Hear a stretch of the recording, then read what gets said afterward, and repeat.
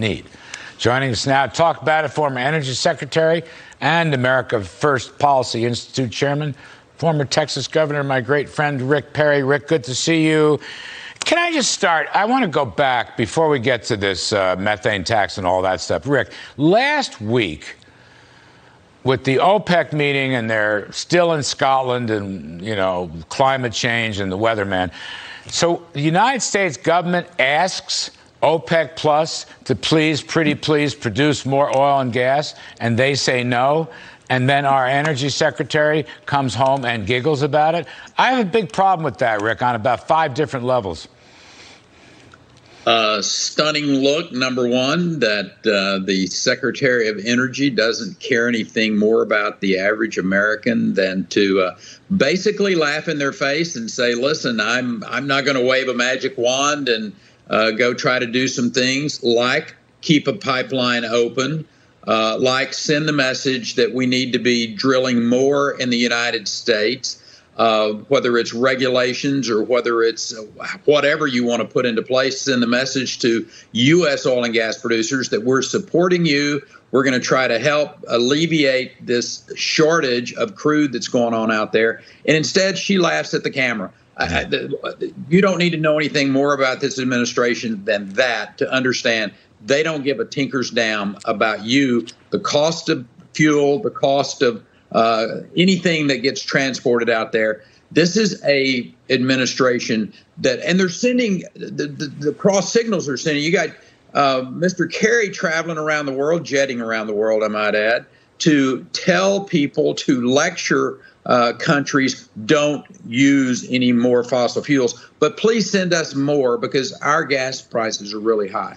It's just really, I mean, yeah, and I think average people, you know, average families, motorists are beginning to figure this out, that, you know, we're 2 million barrels short per day. And if you put them back on the market, that is American barrels of oil, the gasoline, the world price and the gasoline price would come down a whole lot. I mean, I think people are catching on to that. But the other point is, Rick, we have, you know, that's just emissions, all this climate change stuff. We have an excellent record on carbon emissions. Indeed, it is the best of the advanced countries. We basically beat the Paris Climate Accord targets years earlier. And I'll add one more point. There is no way, Rick Perry, and you're a growth guy, there is no way we're going to grow the economy, create tens of millions of jobs, both here and around the world, if we cut back on energy. We need more energy, Rick, not less. And we're shutting down pipelines. I mean, the message to our European partners, if you will, that we're going to shut down a pipeline in the United States, but we're going to let the Russians open a pipeline in that part of the world without any. I mean, what are they thinking? It is crazy the disconnect that the Biden administration has relative to the world. On the one hand, you got to cut all these emissions, and then they're begging OPEC to send crude into the United States. I'm telling you, you can't make this stuff up. This is the Keystone Cops. Yeah. Secretary, this Pipeline 5, if I have the story right, coming down from Canada, working its way through Michigan, 540,000 barrels per day, which ain't nothing, 540,000 barrels a day. So why would they shut that down? Listen, there are people inside this administration that hate fossil fuels. Yeah. They shut down the Keystone Pipeline. They tried to stop the pipeline through the Dakotas, the Dakota Access. There's literally EPA regulations that are finding their way through to stop. I mean, simple things like putting recording stations on existing pipelines and saying things like, we're going to use this process to do an environmental study that may take literally years to complete. And what they're doing is every regulation, every agency of government, every way they can to stifle and kill the fossil fuel industry. All that's going to do is, number one, it's going to it's going to kill a lot of jobs, union jobs, for instance, that already have been lost.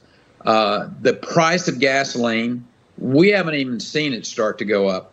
I made the estimation a couple of days ago that $100 a barrel crude oil in 6 months, not out of the realm of possibility at all. The cost to the American people of this out of control, left, crazy, AOC, Green New Deal administration is going to be stunning.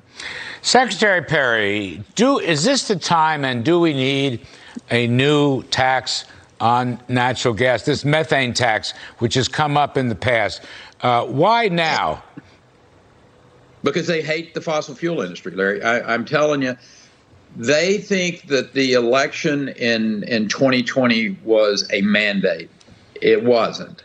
And we saw Virginia overwhelmingly. We saw New Jersey. You're going to see people turned out in droves, including those 13 Republicans that voted for this infrastructure bill. The American people wanted to see some sense of normalcy, if you will, and what they have gotten in return is absolute chaos. I don't know who's in charge of the White House. Who knows who's calling the shots up there, but they're really bad shots. And whoever it is must really not like America's economy. And I got to say, don't like American citizens. Well, I think James Carville got it, Rick. They need to go to woke rehab centers. I just think that's the best way to say something. But we've got to stand up and push back as American people here hard, not let them get by with this. Those members of Congress better take a deep seat. And the ones that don't understand that this is the future of America, my friend, it's not going to turn out well for you. And if you love this country at all, you need to take a recalculation of where you are, what you believe in, and push back on this administration every way you can within reason. And President Trump, in his very, very good speech Thursday night, Rick, he said, have courage. Have courage of your convictions. America first. Rick Perry, former Secretary of Energy, former governor, former every darn thing. Thank you, Rick. Appreciate it very, very much. Coming up on Kudlow. Save